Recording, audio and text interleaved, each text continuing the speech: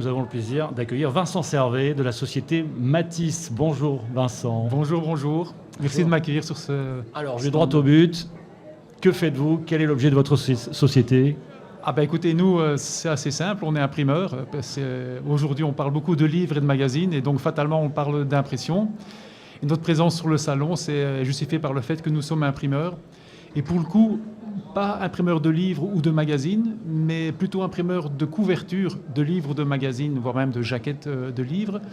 Et si vous voulez, nous intervenons de façon sporadique sur le sujet.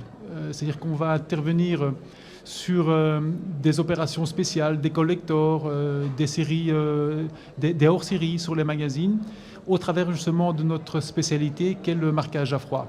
Alors, je parle de marquage à froid, certains parlent de métal à froid, d'autres de dorure à froid. Voilà. Est-ce qu'on peut dire que vous êtes un peu dans un segment, c'est un peu le must de l'impression? Est-ce qu'on peut le dire? Est-ce que allez-y. Je ne sais pas comment qualifier ça, mais un peu la haute couture. Oui, c'est la question que je voulais vous poser. Vous dites imprimeur, mais c'est plutôt artiste là. Ah oui. Alors, pour de vrai, c'est vrai qu'on a une approche artisanale, j'ai envie de dire, même si derrière le process est industriel. Donc, si vous voulez, c'est une approche plus de créativité. On sert en fait le propos créatif de nos donneurs d'ordre, tout en gardant à l'esprit que derrière, ça doit être fabriqué de façon industrielle et automatisée, et bien évidemment très efficace en termes de planning et en termes de coûts. Mais c'est vrai qu'on est dans un sujet, dans un propos plutôt haut de gamme. Alors, marquage à froid. Vous nous avez apporté quand même quelques modèles qu'on va pouvoir découvrir. Oui. Voilà. Qu'est-ce que le marquage à froid? On veut savoir. Oui, alors le marquage à froid, comme le l'indique tout le monde terme. connaît l'impression classique, des rotatives, bon voilà, du papier, de l'encre. Ça, je pense que c'est clair. Hein, même quand on est profane, ça va. Tout à fait. Alors le marquage à froid, il intervient où? Ça donne quoi? Le marquage à froid, j'aurais envie de dire presque que c'est comme le marquage à chaud, sauf que c'est l'inverse. Hein, vous me suivez? Oui. En gros, le marquage à chaud, c'est en fin de procédé, c'est la dernière étape, le marquage à chaud. Le marquage à chaud, j'imprime la couleur, et puis derrière, sur une autre machine, je dépose du métal. Dans mon cas, du métal, ouais. Du métal. Dans mon cas, le marquage à froid, je vous ai dit, c'est l'inverse. Chez moi, tout se fait d'un seul tenant, c'est un seul mouvement, c'est un passage machine. Et pour le coup, je commence par le métal. Et là où c'est complètement contradictoire, c'est que c'est un processus d'impression offset, alors qu'il s'agit bien de métal, de film métal que je dépose sur le support. Et non d'encre.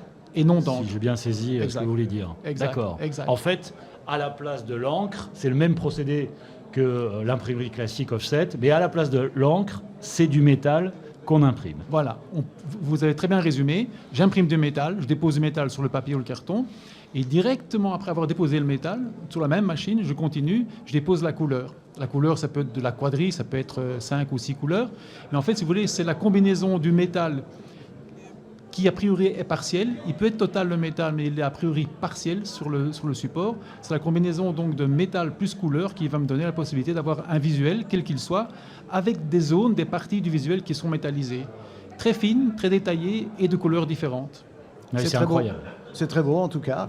Quels sont vos clients alors ce genre de choses? Mes clients dans l'édition, ce sont les éditeurs, ce sont les donneurs d'ordre ou les prestataires des éditeurs. Ça peut aussi être les imprimeurs des éditeurs.